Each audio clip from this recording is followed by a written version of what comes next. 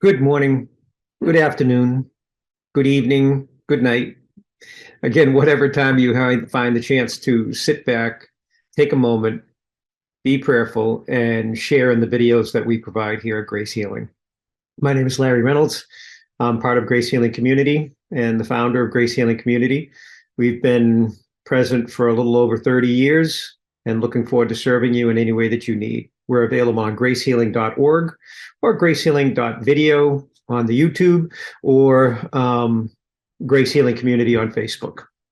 But there's been a theme running in my heart lately of helping people to understand the importance of seeking the deepest parts within before you draw onto any instruction or any teaching or any experiencing that you're offering to another person in counsel, that you would go first into the deepest place within, the espusia, deepest state of being, of God's presence, surrendering definition of self and becoming that which could be God for the sake of another. And this segued into the importance of understanding how this needs to be engaged before jumping into any aspect of consuming scripture, devouring any sense of knowledge of man, the importance of seeking God first, measuring God within you, aligning yourself with the nature of God so that you can see all things that are not of God's presence. And I want to touch upon the understanding around like the 10 commandments. And I want to pick one specifically, and I think it's command number 7. In the original scripture, meaning the original text of before things were in a book form, but scrolls and written things, they were called the 10 great words. They were not given as commands, but they were given as an understanding. And what I received, if you want to go to the website and download it for free, is a book that poured through me over the course of a 7-day period. And it's called A Covenant in Love. And it speaks to the actual 10 great words as being, when you find yourself upon my path, you will discover these natures and attributes within you. So it's not like you cannot do this or you cannot do that, but as you discover yourself within me, you will find that you will only do these things. And one of the ones that kept coming to mind is, well, one of the concepts that kept coming to mind is how people look at a commandment, and when they see it doesn't apply to them, they set it aside. One of the things that I found within the 10 great words is every single command, every single offering of the 10 great words applies to every relational encounter. It's not segmented to one group. Like when you speak to the word adultery, people, well, I'm not married, I won't bother with that. And they dismiss it and set it aside as if it's not something for them to embrace. But if we look to the nature of how it came forth within the 10 great words, I submit this in humility in the fact that this book poured through me in a 7-day period.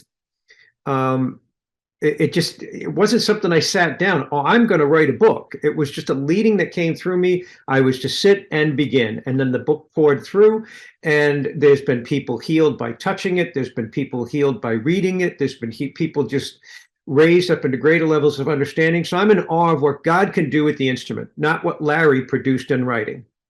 So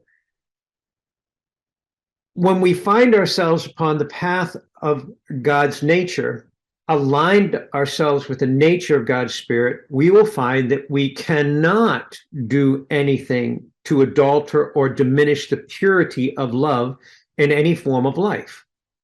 That's the way I heard it. But if you hear it in the commandment form, you hear that thou shalt not commit adultery.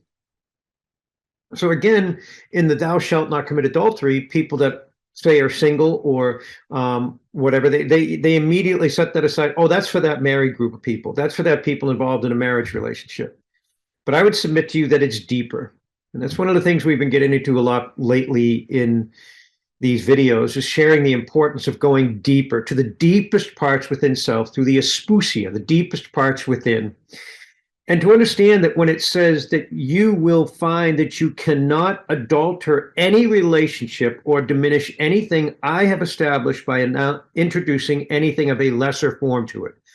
This is from the Greek aspect of to adulter, meaning it's to diminish something, to bring something of a lesser form to something of a greater form. So it diminishes it, it draws it down. So the seventh great word or the seventh commandment could be applied to every single relationship, every corporate encounter, every situation you witness, because you would find that if you were encountering somebody in an argument, you would find that you yourself were bringing lesser things to something of a greater form, and you could allow yourself to ascend within the thought process. Take not offense to the words they speak, but to look to their words to see what is it that they are revealing to me within their offering.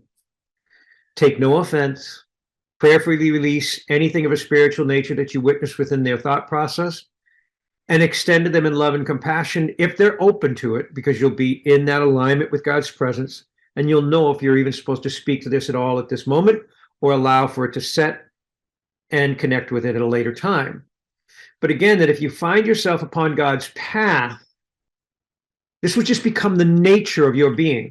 You won't have to be instructed or held under a finger to made to be doing something in a certain way. You will just find and discover that you are doing things in this way. You are doing things in a way that brings something of a greater form to something of a lesser form. So if something of an argumentative nature starts up, you, without offense, observe, listen, and witness what the person is expressing through their hostility or their aggression or their sadness or their confusion or their offense. You take not offense. You release offense and embrace unity.